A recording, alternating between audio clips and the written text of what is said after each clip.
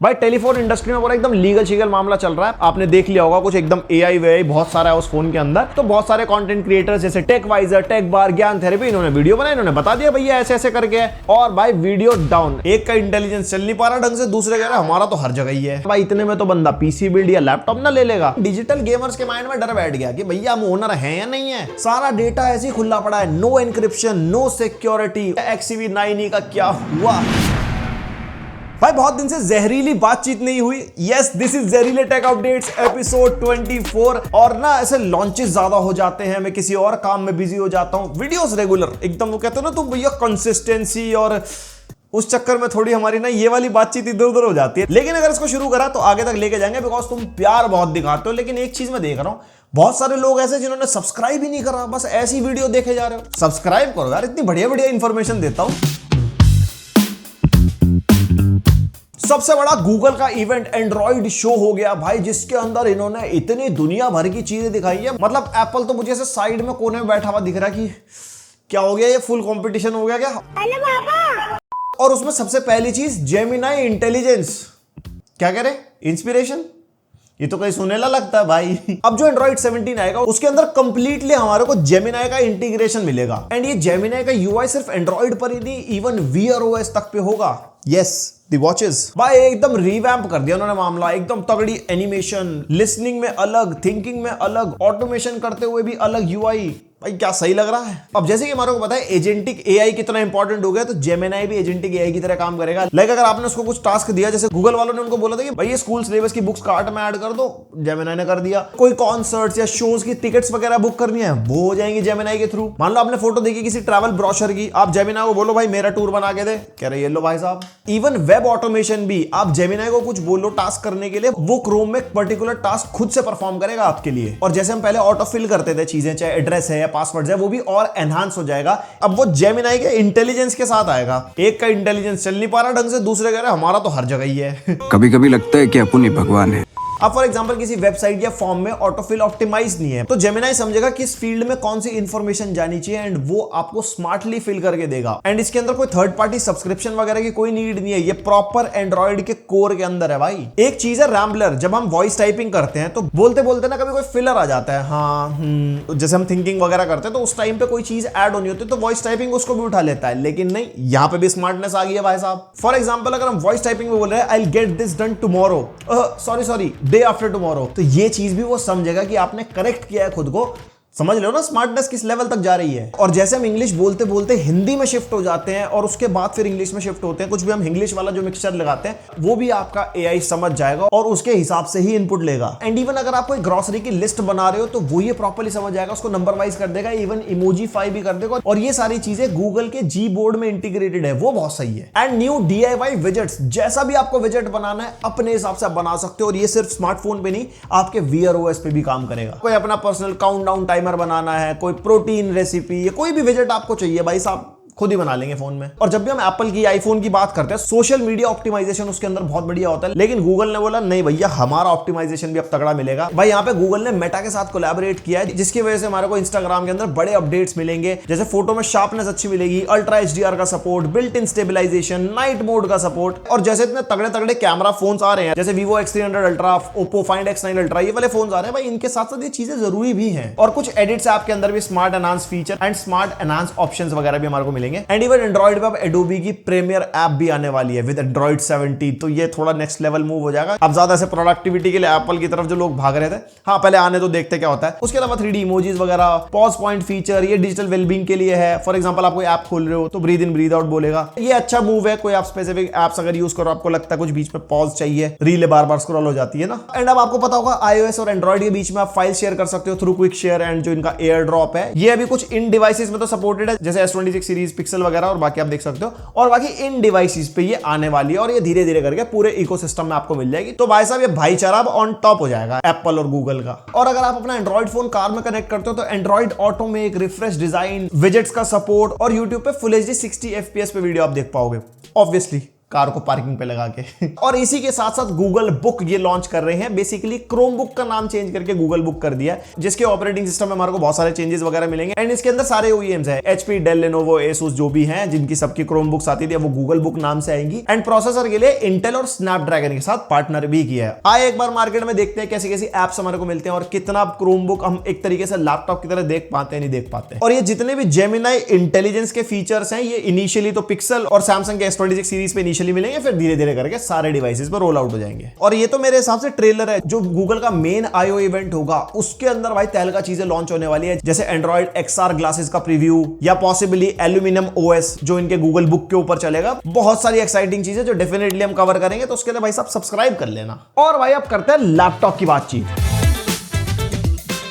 Apple MacBook neo launch हुई थी अभी जस्ट सस्ते में, कह रहे भैया मैकबुक ले लेंगे। एप्पल वाले कह रहे ना अब सस्ते में नहीं मिलेगी। 256 GB वेरिएंट हो सकता है रिमूव हो जाए जस्ट बिकॉज मेमोरी प्राइसेस बढ़ते जा रहे हैं। और लोग वैसे भी कह रहे थे 256 GB का क्या सेंस बनता है 2026 के अंदर, भाई 512 GB मिनिमम होना चाहिए था। अब 256 GB वाली स्टार्ट ही 70,000 से होती है, 512 GB वाली 80,000 रुपीज की है। इतना पैसा मैकबुक नियो पे लगाने का सेंस ही नहीं बनता भाई। इससे बढ़िया तो बंदा थोड़े पैसे डाल के मैकबुक एयर M4 वगैरह नहीं ले लेगा। मैंने वैसे मैकबुक नियो का रिव्यू कवर किया, एक बार वो देख लेना और अपना ओपिनियन कमेंट करके जरूर बताना टाइम स्टैम्प के साथ। एप्पल का जब 26 वाला OS आया था उसमें सबने देखा था भाई कितना लिक्विड ग्लास में कितने ग्लिच थे, कितनी इनकंसिस्टेंसी थी। कोई कह रहा भैया पढ़ा नहीं जा रहा, कोई कह रहा भैया इफेक्ट आगे पीछे हो रहे हैं। तो इसकी अब रिफाइनमेंट होगी। मैक OS 27 की न्यूज आ रही है कि इसके अंदर भाई और रिफाइनमेंट डालेंगे, क्योंकि बहुत ज्यादा रिसोर्स हैवी हो गई थी और लोग कह रहे थे भैया विंडोज विस्टा जैसी लग रही है। अब ये सिर्फ मैक OS 27 के साथ करेंगे या iOS, iPadOS सबके अंदर ही सेम चीज होने वाली है। बाकी आप बताना आपका कैसा एक्सपीरियंस रहा लिक्विड ग्लास के साथ। मुझे तो बिल्कुल मजा नहीं आया। लेनोवो का एक रेट्रो गेमिंग हैंडहेल्ड आ रहा है भाई। ये कुछ अलीबाबा पे एक मैंने फोटो देखी जिसपे भाई लेनोवो का गेमिंग हैंडहेल्ड मेंशन है, मात्र 6700 रुपीज का। मतलब लेनोवो इतनी सस्ती आइटम बनाएगा, वो भी रेट्रो गेमिंग हैंडहेल्ड भाई साहब। मतलब कुछ भी लिस्ट हो जाता है। मेरे को लगता नहीं है ऑफिशियल आइटम है, क्योंकि इसके अंदर 4.5 इंचेस की डिस्प्ले, 4:3 वाली, 1 GB रैम, 4 GB स्टोरेज। मतलब इतने महंगे महंगे लीजन गो जैसे हैंडहेल्ड निकालने के बाद लेनोवो क्या पड़ी है ये निकालने की। वैसे आप कौन सा रेट्रो गेमिंग हैंडहेल्ड यूज कर रहे हो मेरे को बताना कमेंट करके। थोड़े दिन पहले AY1 थॉर रिव्यू किया था, देखा वीडियो?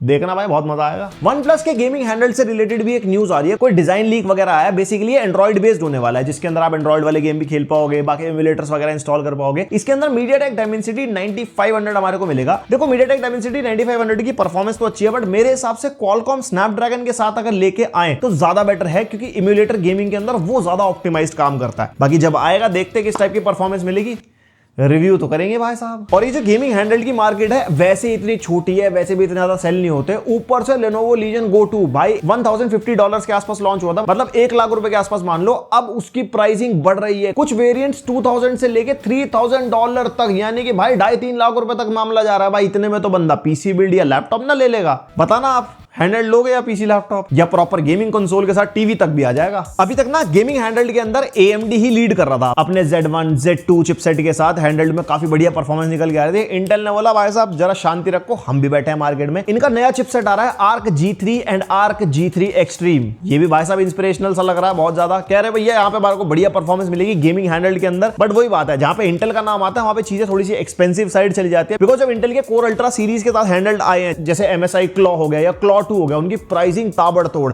अब इसके साथ क्या होगा देखते हैं भाई साहब। और Asus की एक्सपर्ट बुक अल्ट्रा सीरीज खरीदी अभी हमने थोड़े दिन पहले, एंड उस लैपटॉप के ऊपर हमने 100 kg वेट रख दिया भाई, पानी गिरा दिया, फेंक के मार दिया, वो लैपटॉप खराब नहीं हो रहा। Asus वाले कह रहे रुको हम इसको और एक्सट्रीम करेंगे भाई। ये माउंट एवरेस्ट जितनी हाइट पे ले गए, 8856 मीटर ऊंचाई पे ले गए, जहां पे टेम्परेचर -42 डिग्री के आसपास था और एयर प्रेशर भी बहुत ज्यादा। वहां से लैपटॉप इन्होंने फेंक दिया और फेंकने के बाद नीचे कह रहे देखो भाई साहब अब भी चल रहा। नहीं कौन कर रहा है ये, मतलब रियल लाइफ सिचुएशन समझ में आता है। पानी गिर गया, लैपटॉप गिर गया, कुछ इतनी ऊंचाई से, और लैपटॉप चल कैसे रहा है ये। बाकी Asus एक्सपर्ट बुक अल्ट्रा का रिव्यू है चैनल पे, बहुत डिटेल में, वो देखना एक बार। और काफी टाइम से हम सुन रहे थे ना कि मैकबुक आने वाली है टच स्क्रीन के साथ, जो मैकबुक प्रो होगी हमारी M6 चिपसेट के साथ, भाई वो डिले हो सकती है। एंड रीजन हमें सबको पता है, मेमोरी क्राइसिस, प्राइस बढ़ रहे हैं। और मैं एक चीज बताऊं, इसकी वजह से बहुत सारे लॉन्चेस डिले होंगे, चाहे वो स्मार्टफोन हो चाहे लैपटॉप हो, हर एक चीज डिले होने वाली है। और साथ में प्राइसिंग भी बढ़ेगी। आपका इस बारे में क्या मानना है मेरे को बताना। मेरा तो बहुत जी घबरा रहा, मेरा तो कंटेंट डिस्क पे है सारा। अब जरा आ जाते हैं पीसी डेस्कटॉप के ऊपर।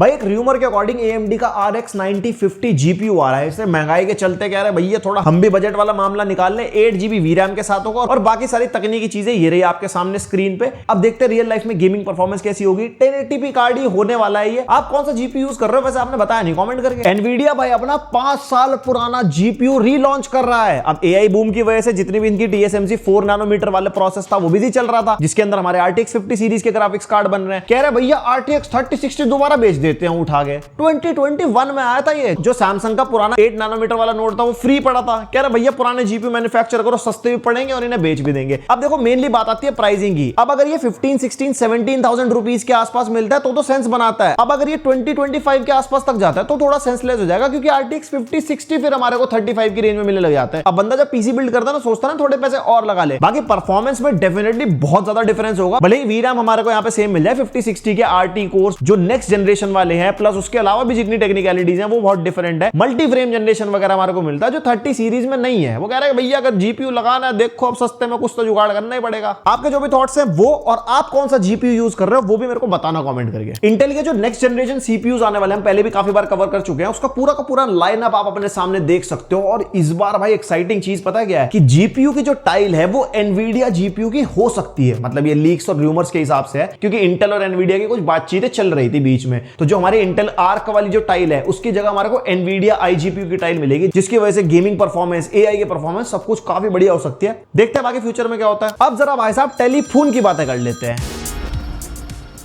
भाई टेलीफोन इंडस्ट्री में पूरा एकदम लीगल शीगल मामला चल रहा है। पहले तो मोटरोला ने यहाँ पे भैया दुनिया भर की वीडियोस अपनी टेक डाउन करवा दी। कह रहे भैया फेक न्यूज फैला रहे हैं, हमारे फोन्स के बारे में हमारी सेल्स पे इंपैक्ट आ रहा है, ब्रांड की रेपुटेशन पे इंपैक्ट आ रहा है। और भाई वीडियो डाउन, और जिनकी डाउन नहीं होनी थी उनकी भी डाउन, अंधाधुंध भाई 350 से ज्यादा वीडियोस डाउन हो गई। उसके बाद मोटरोला ने उस चीज को एक्नॉलेज करा कि नहीं वो गलती से सारी हो गई है, हमारे को तो थोड़ी बहुत ही डाउन करवानी थी जिसमें एक्चुअली गलत इंफॉर्मेशन थी। फिर बाकी वीडियोस आई वापस, फिर एक पब्लिक अपॉलॉजी भी मोटरोला ने रख दी। अब ये लीगल मामले यहीं पे खत्म नहीं होते। एक ब्रांड गया फिर दूसरा आ गया, आपने देख लिया होगा कुछ एकदम AI बहुत सारा है उस फोन के अंदर। उन्होंने नया फोन लॉन्च करा, कह रहे भैया इंडिया में फोन बन रहा है, सारा सॉफ्टवेयर इंडिया में, कोई चाइना का कुछ लेना देना नहीं है। तो बहुत सारे कंटेंट क्रिएटर्स जैसे टेकवाइजर, टेक बार, ज्ञान थेरेपी, इन्होंने वीडियो बनाई, इन्होंने बता दिया भैया ऐसे ऐसे करके। वहां अलग लीगल मामला चल गया, उन सबकी वीडियोस टेक डाउन हो गई। ये चल गया रहा भाई साहब, हमें रोटी खाने मत दो, पहले महंगाई ने तोड़ रखा है, अब तुम लीगली तोड़ दो हमारे को। वैसे इसके ऊपर ना बहुत ही मसालेदार चीजें सोशल मीडिया पे होने वाली हैं, एंड आप चाहते हो कि इसके ऊपर डिटेल में मैं भी कुछ बात करूं तो कमेंट करके बता सकते हो टाइम स्टैम्प के साथ। वो वाले दिन तो याद होंगे ना जब हम फोन की बैटरी निकाल के ऐसे जीभ लगा के टेस्ट करते थे, वो अच्छा इसमें करंट है नहीं है, चलेगा नहीं चलेगा। अब ये फरवरी 2027 से लेटेस्ट स्मार्टफोन में भी हो सकता है, बिकॉज EU ने कह दिया कि भैया अब हमारे को रिप्लेसेबल बैटरी चाहिए। कंज्यूमर के पास पूरा हक होना चाहिए कि वो अपनी चीज खुद चेंज कर सके। कुछ है क्या तुमने इंटरनल बैटरियां लगा दी हैं, खोल ही नहीं पा रहा बंदा फोन। अब ये देखते हैं कौन से ब्रांड पे या कौन से स्मार्टफोन पे कैसे इंप्लीमेंट होता है। वैसे पुराने दिन बढ़िया ताजे हो जाएंगे, अभी तो फोन गिर के सिर्फ स्क्रीन टूटती है, अब पहले की तरह ढक्कन भी इधर उधर उड़ के गिरेगा। और एक और फोल्डिंग फोन इंडियन मार्केट में आ रहा है। मोटोरोला अपना पहला फोल्डिंग फोन इंडियन मार्केट में लॉन्च कर रहा है, जिसका नाम है मोटो रेजर फोल्ड, जिसके अंदर हमारे को स्नैपड्रैगन 8 Gen 5 मिलेगा, साथ में 6000 mAh की बैटरी और 80 वॉट की वायर्ड चार्जिंग, 50 वॉट की वायरलेस चार्जिंग। एंड जल्द ही इसका रिव्यू लाने वाले हैं, क्योंकि डिवाइस हमारे पास आ गया। तो कोई सवाल हो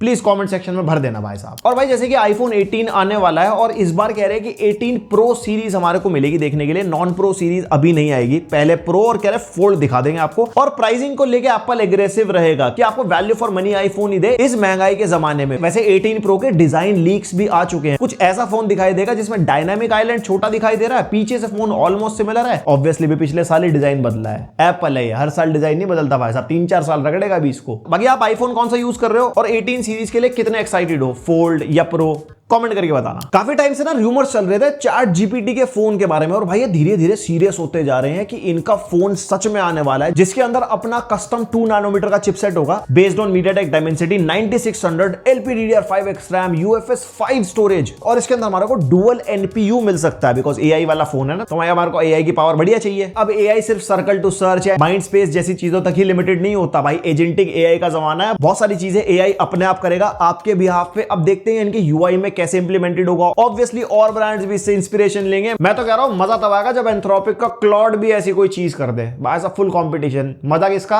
जनता का। ओप्पो ना भाई एलिजिडली अपने 100 मेगापिक्सल वाले सेल्फी कैमरा पे भाई काम कर रहा है, और मेरे हिसाब से भाई सेल्फी कैमरास में हमारे को बहुत ज्यादा इंप्रूवमेंट चाहिए। इसके ऊपर ब्रांड ऐसा लग रहा है फोकस ही नहीं करे भाई, बैक कैमरा, बैटरी, डिस्प्ले, ये फ्रंट कैमरा, कितनी व्लॉगिंग करते हैं फोन हमेशा, और जब भी मैं आईफोन से व्लॉगिंग करता हूं तो मेरे को उल्टा करना पड़ता है phone just to maintain the quality, क्योंकि फ्रंट कैमरे की क्वालिटी इतनी अच्छी होती नहीं है। अब अगर फ्रंट कैमरा में हमारे को तगड़ा सेंसर मिलेगा, साइज अच्छा होगा, एपर्चर बढ़िया होगा, तो व्लॉगिंग वालों को बहुत फायदा होगा। आपके जो भी थॉट्स है कमेंट करके बताना। और भाई मार्केटिंग लेवल मैंने देखा ऑनर का, भाई इन्होंने अपना ऑनर 600 प्रो का प्रमोशन करना था, इन्होंने बैनर पता कहां जाके लगाया, एप्पल स्टोर के सामने। इनका फोन भी ऑरेंज कलर का, कह रहे भाई साहब हमारा फोन ले लो। मतलब भाई एकदम सैवेज। काउंटर पॉइंट रिसर्च की एक रिपोर्ट आई है जिसके अंदर वर्ल्ड्स बेस्ट सेलिंग स्मार्टफोन पता कौन सा है, आईफोन 17। भाई इसने सारे स्मार्टफोन को बीट कर दिया। और जब ये लॉन्च हुआ था ना तो मैंने भी बोला था कि ये one of the best value for money iPhone है, बिकॉज 256 GB है, प्रोमोशन डिस्प्ले है, मतलब कहीं से कहीं तक कमी सच फील ही नहीं होती इस फोन के अंदर जिस प्राइस पॉइंट पे ये आता है। मतलब इसने सैमसंग की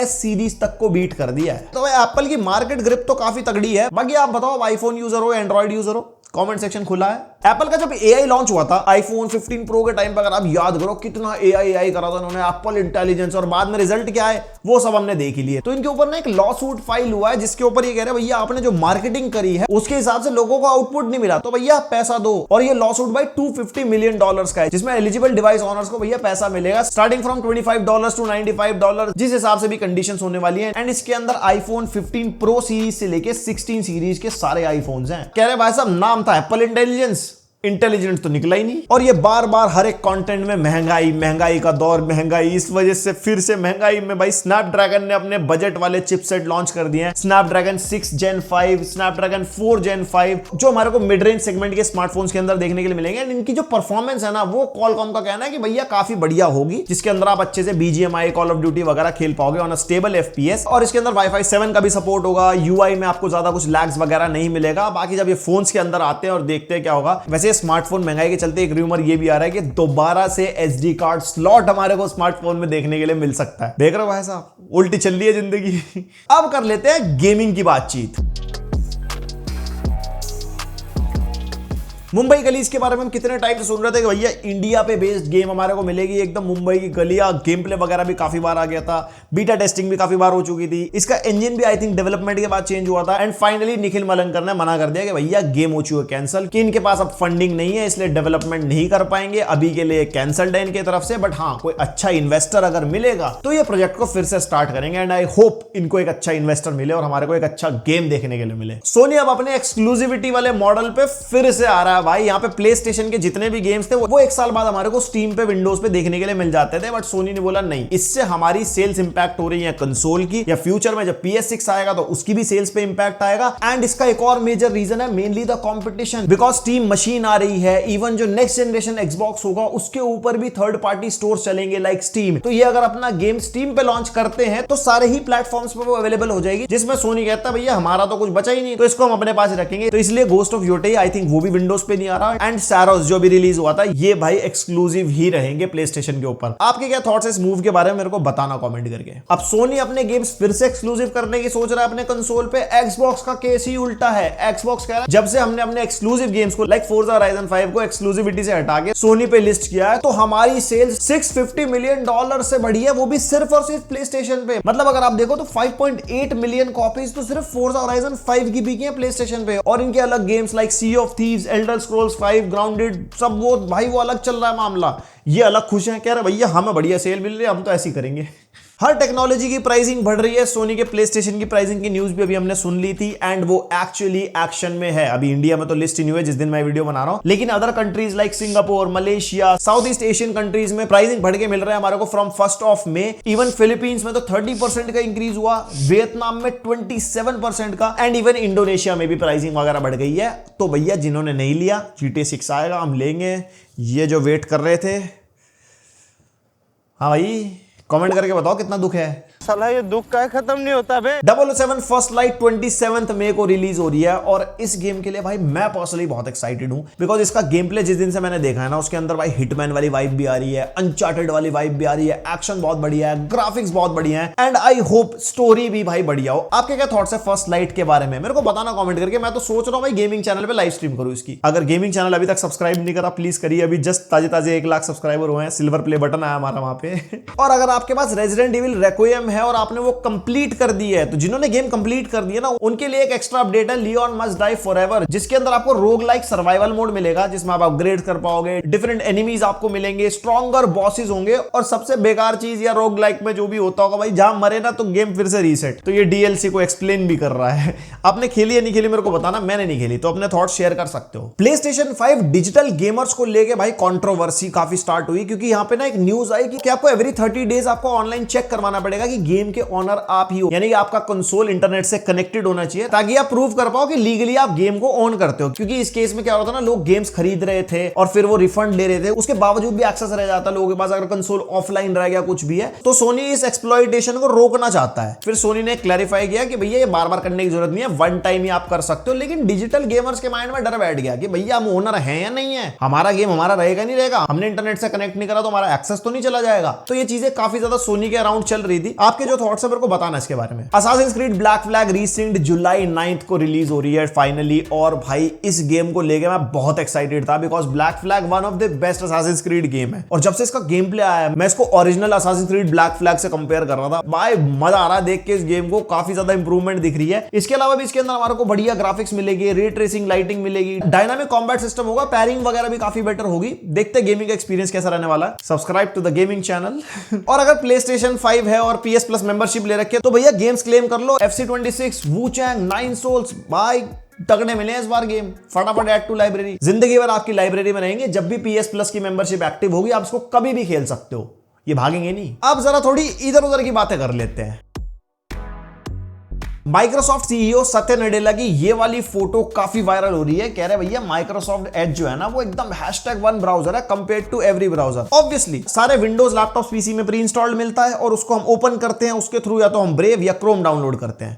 तो #1 यही हुआ, हम इसको सबसे पहले चलाते हैं। और भाई इलॉन मस्क अब सिर्फ रॉकेट्स या टेस्ला तक ही लिमिटेड नहीं है। कह रहे भैया अब हम भी एआई चिप्स वगैरह बनाएंगे, सिर्फ एनवीडिया और ऐसे बड़ी बड़ी कंपनीज पे से डिपेंडेंट नहीं रहना। और ये इनका नया प्रोजेक्ट होने वाला है टेराफैब नाम से, जिसके अंदर इनका गोल है मैसिव सेमीकंडक्टर प्रोजेक्ट। ये प्लान कर रहे हैं और अपनी एआई चिप्स बनाएंगे जिससे एनवीडिया जैसी बड़ी कंपनीज के ऊपर डिपेंडेंसी कम हो सके। और यार एआई का फ्यूचर सच में स्कैरी हो सकता है। मतलब यहाँ पे रोबोट्स या सुपर इंटेलिजेंस की तो मैं बात ही नहीं कर रहा भाई। कुछ रिसर्चर्स ने reportedly 1 million AI online services ऐसी डिटेक्ट करी है जिसके अंदर प्रॉपर सिक्योरिटी ही नहीं है। मतलब हम इतने सारे एआई टूल्स यूज कर रहे हैं, दुनिया भर की फोटो अपलोड करके वीडियो बनवा लो, ये करवा लो, आउटपुट ले लो, इमेज ले लो, सारा डेटा ऐसे ही खुला पड़ा है, नो एन्क्रिप्शन, नो सिक्योरिटी। और सोचो भाई कितने लाखों एआई टूल्स आ चुके हैं जो आप भी यूज कर रहे हो। अब सोचो आपका डेटा ऐसी ही यूं बिखरा पड़ा है इंटरनेट के ऊपर, कहां है प्राइवेसी भाई साहब? ये अलग डर बैठ गया। अब थोड़े सवाल जवाब कर लेते हैं।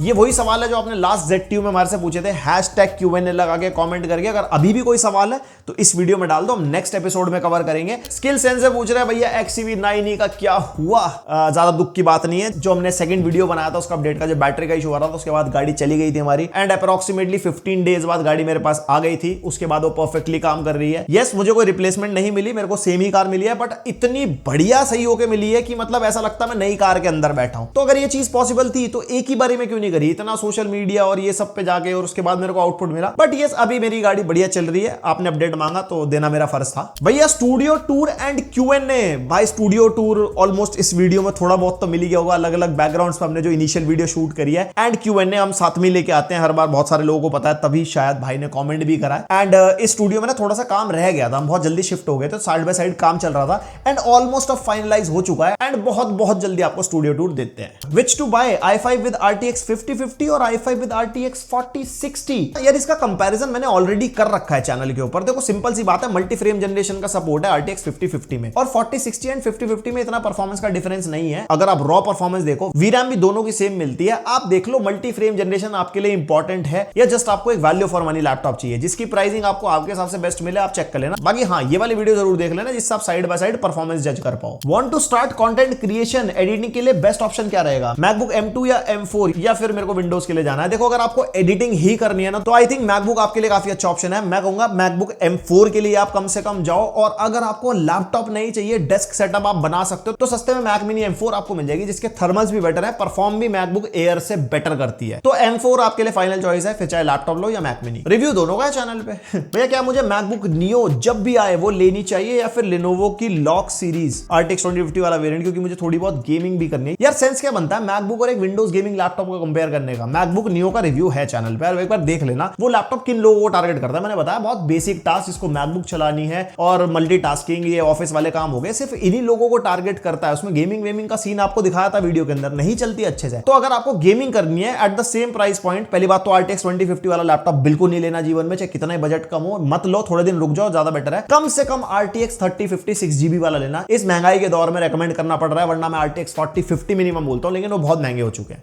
तो वो आप ले सकते हो। What are the best gaming monitors under ₹30,000 for console gaming? I'm looking at a good picture quality and at least 144 Hz refresh rate. LG का ये वाला मॉनिटर आप चेक कर सकते हो, आपके सामने स्क्रीन पर आ रहा होगा। 180 Hz का रिफ्रेश रेट मिल जाता है with 1 millisecond response time. Nvidia G-Sync compatible भी है, ऊपर से क्वाड HD मॉनिटर है, और LG की अल्ट्रा गियर सीरीज मैंने अपने चैनल पे टेस्ट कर रखी है, पर्सनली यूज भी करता हूं, काफी बढ़िया है। Lowest budget gaming PC and desktop videos बनाओ। भैया लोएस्ट बजट, अब ये दुखती रग पे हाथ मत रखो तुम मेरी, मैं नाराज हो जाऊंगा।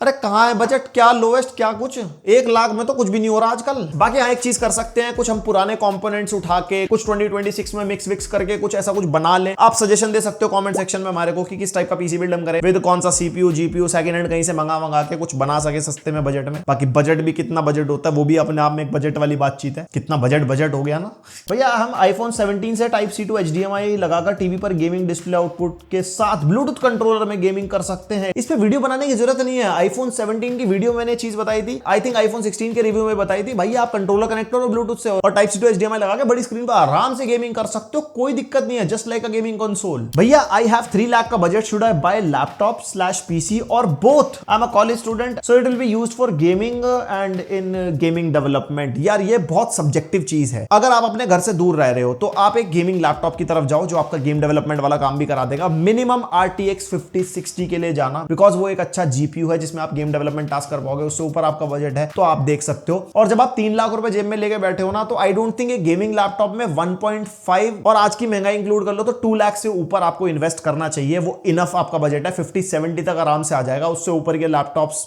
ना लो तो बेटर है। और अगर आप अपने घर पे रहते हो, ज्यादा ट्रैवल नहीं कर रहे, इधर से उधर मूव नहीं कर रहे, रेंट पे नहीं रह रहे, तो मैं कहूंगा आप पीसी बिल्ड करो, क्योंकि पीसी बिल्ड में अपग्रेडेबिलिटी फैक्टर होता है। अगले दिन आप बहुत सारी चीजें कर पाओगे, और सस्ते में कोई थिन एंड लाइट लैपटॉप या मैकबुक वगैरह आप ले सकते हो, जो आप नॉर्मली कॉलेज वॉलेज ले जाने के लिए यूज कर लो। बाकी काम करने के लिए घर पे पीसी तो रहेगा। भैया I followed you and bought my Xiaomi Pad 7 in March 2025। My question is should I buy a PS5? ये सवाल भी होता है। और should I buy a laptop as I want to play games? यार देखो, अगर आपको सिर्फ और सिर्फ गेम्स खेलने हैं तो आई डोंट थिंक आज की डेट में PlayStation 5 से बढ़िया कोई वैल्यू दे पाएगा। प्राइस बढ़ के भी अगर आता ना, लाइक 65,000 रुपीज में भी अगर आपको PS5 मिल जाए, तो 65,000 रुपीज का लैपटॉप PC कुछ आपको वैसी परफॉर्मेंस नहीं देगा। और अगर आपके पास बजट की प्रॉब्लम है, आप गेम्स नहीं खरीदना चाहते महंगे, तो PS Plus की मेंबरशिप ले लो। 7,000 रुपीज के आसपास आती है 1 साल की, और दुनिया भर के गेम्स मिलते हैं, आप आराम से एंजॉय कर सकते हो। तो आई वुड रेकमेंड PlayStation के लिए जाओ। लेकिन अगर आपको गेमिंग के अलावा और भी काम करना है, पढ़ाई भी करनी है, और भी आपके प्रोडक्टिव टास्क हो गए, तो आई विल रेकमेंड एक विंडोज लैपटॉप की तरफ जाओ, और कम से कम RTX 4050 लेना, जो आपको आज की डेट में 70 to 80,000 के आसपास मिलेगा। भैया आप खुद का एक प्रोडक्ट क्यों नहीं बनाते? एक बार ट्राई करके देखो,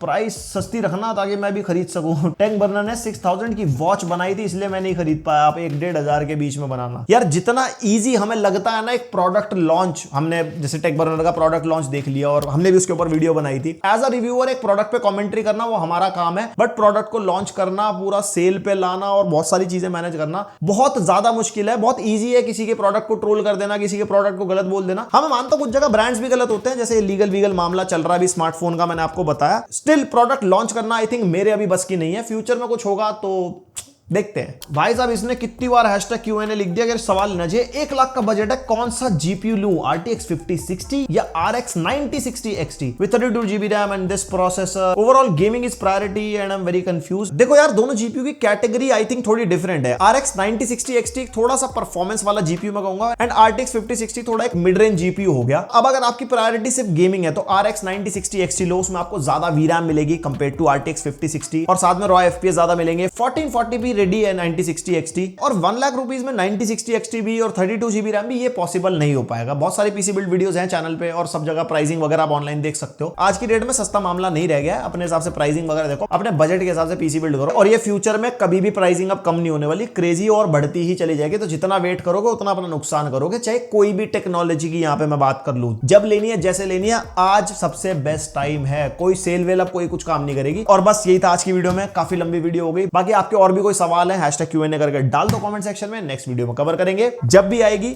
और बाकी कैसी लगी न्यूज वीडियो, कैसी लगी, अपने थॉट्स ओपिनियन दुनिया भर की चीजें भर दिया करो कमेंट्स में, आपको पता है मैं काफी सारे कमेंट्स पढ़ता हूं। बाकी लाइक शेयर सब्सक्राइब, मिलते हैं नेक्स्ट वीडियो, अब तक के लिए बाय।